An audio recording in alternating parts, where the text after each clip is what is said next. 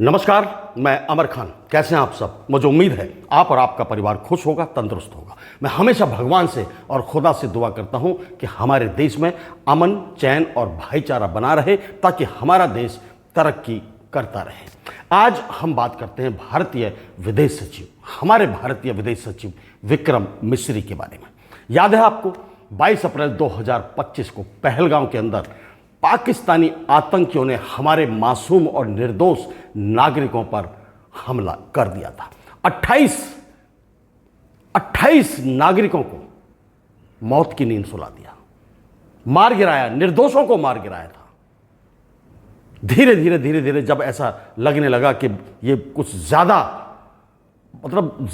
दुख देने वाला, ज्यादा परेशान करने वाला है, तो हमारी सेना ने प्लान एक बनाना शुरू किया इन मौतों का बदला लेने के लिए और आतंकवादियों को सबक सिखाने के लिए।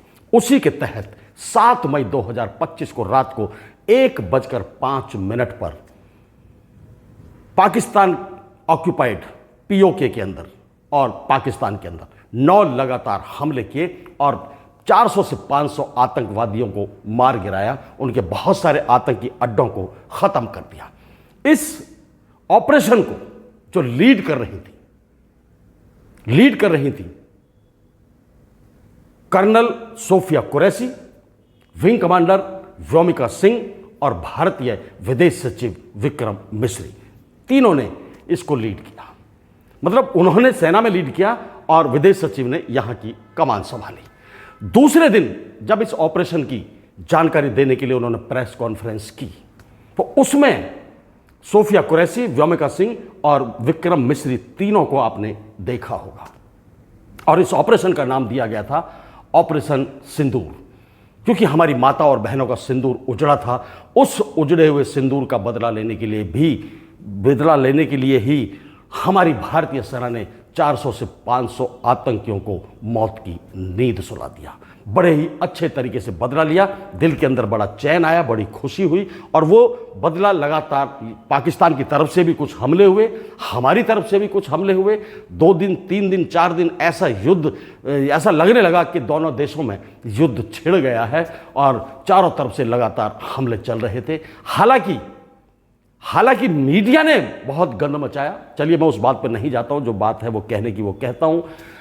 2 या 3 दिन के बाद ये फैसला हुआ होगा, सरकारों के बीच हुआ होगा, रक्षा मंत्रालय के बीच हुआ होगा या अमेरिका के वाशिंगटन से हुआ होगा, कहीं से भी ये फैसला आया होगा कि अब सीज फायर कर दिया जाए। जब सीज फायर की घोषणा कर दी गई, वाशिंगटन से डोनाल्ड ट्रंप ने की, रक्षा मंत्रालय से की, सरकार ने की, राष्ट्रपति भवन से हुई, कहाँ से हुई, वो सारी जो जानकारी जो थी वो विक्रम मिस्री के पास आई और उन्होंने प्रेस कॉन्फ्रेंस करके या अपने एक मीटिंग में उन्होंने इस बात को अनाउंस कर दिया कि दोनों देश इस बात पर राजी हैं कि सीज फायर कर दिया जाए।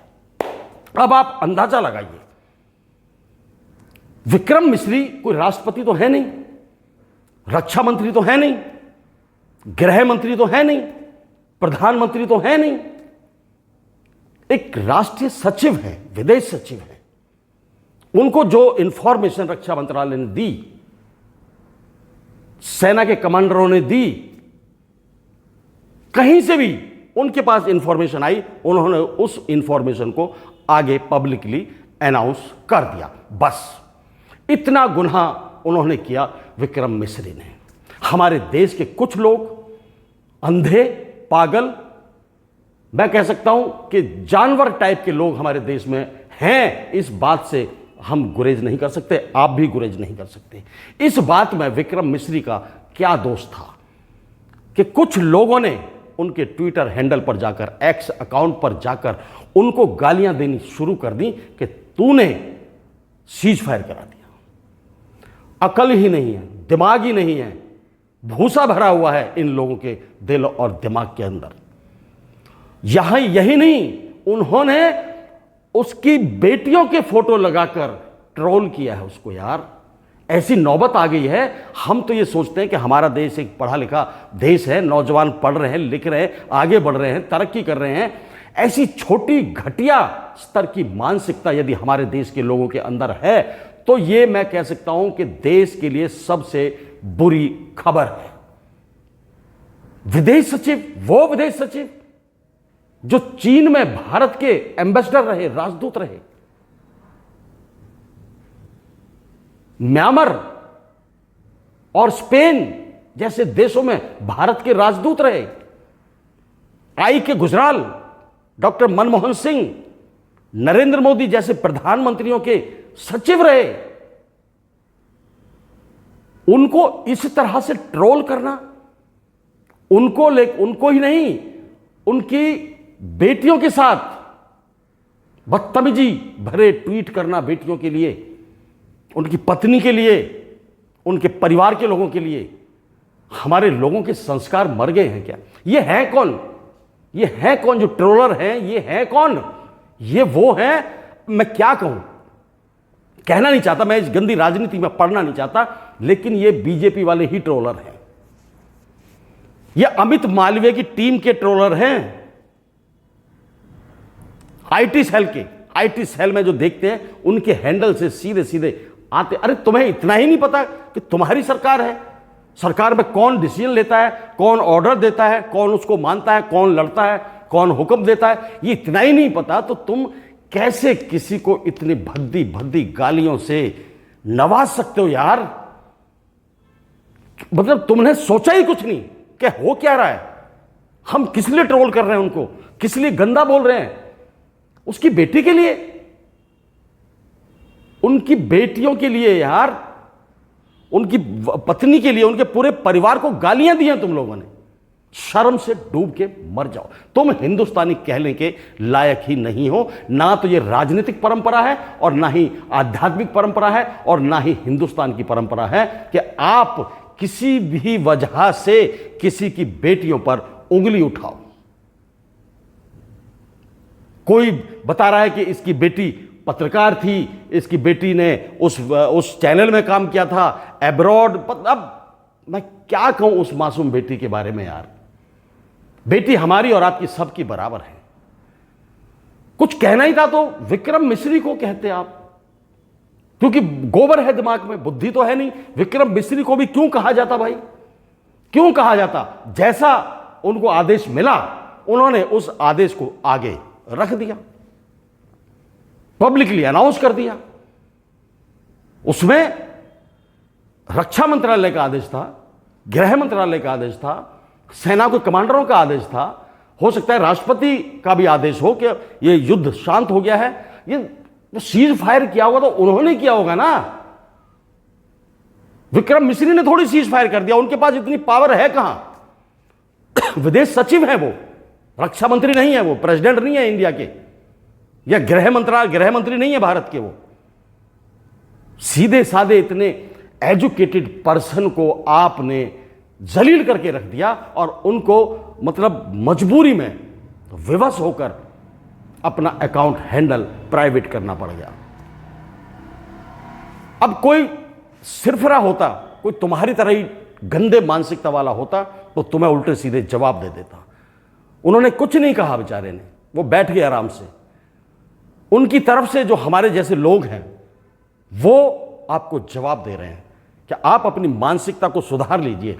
देश सबसे ज्यादा जो जूझ रहा है ना, वो तुम्हारे जैसे, अब चुनौतियों से तो देश जूझ रहा है, चुनौतियों से तो हम पार पा लेंगे, चुनौतियों को तो खत्म कर देंगे, जीत जाएंगे चुनौतियों से। लेकिन तुम्हारे जैसे मूर्खों से, जंगलियों से, जानवरों से कैसे इस समाज को छुटकारा मिलेगा? ना कुछ सोच पा रहे हो तुम, ना समझ पा रहे हो, जैसा मन में आ रहा है वैसी बकवास किए जा रहे हो। बहन बेटी पर ट्रोल कर रहे हो, कितने अकाउंट हैंडल पर उनके आए हुए हैं। मतलब आप देखोगे तो आपको भी शर्म आने लग जाएगी कि हमारा देश का युवा, हमारे देश के लोग।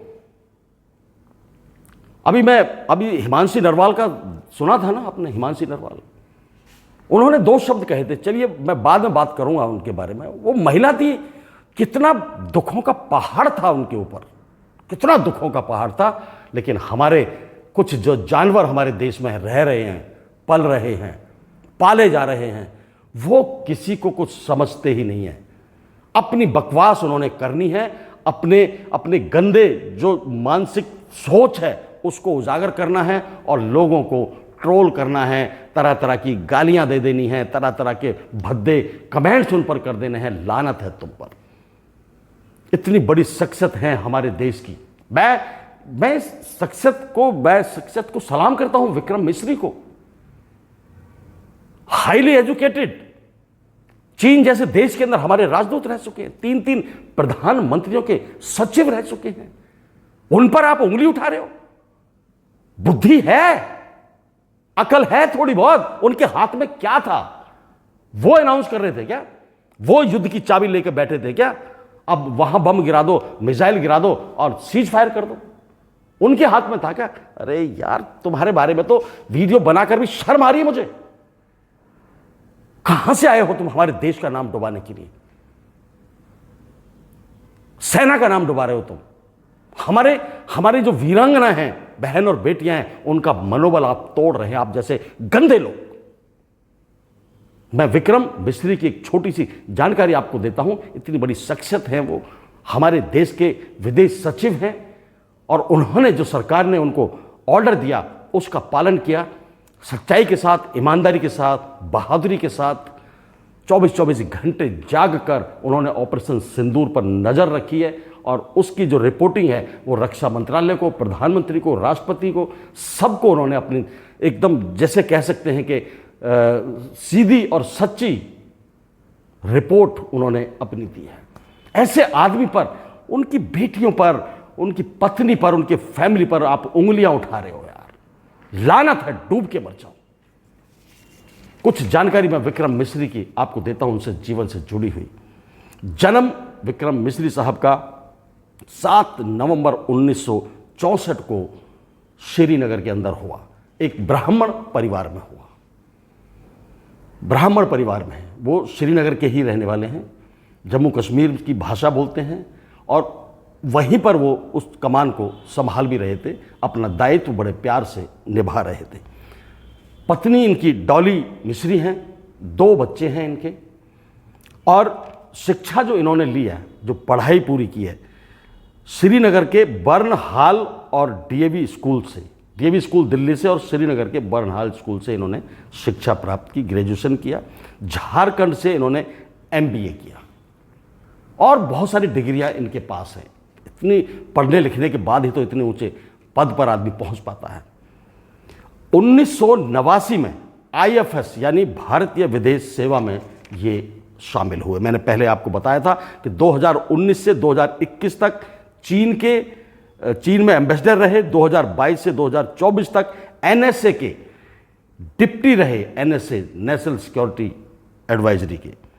और इतने बड़े बड़े प्रधानमंत्रियों के साथ इन्होंने, इनके सेक्रेटरी रहे, सचिव रहे। मुझे मतलब कहते हुए बड़ा अजीब सा लग रहा है, बड़ा अजीब सा लग रहा है। इनको मजबूरी में आकर अपना अकाउंट बंद करना पड़ा, एक्स अकाउंट बंद करना पड़ा। आप सोचिए, इस तरह के लोगों को क्या देश में रहने का हक है? समाज में रहने का हक है? सरकार को चाहिए कि इन पर एक्शन ले, जेल में डालें। ये हमारी महिलाओं को भी नहीं छोड़ रहे हैं। जय हिंद, जय भारत, नमस्कार।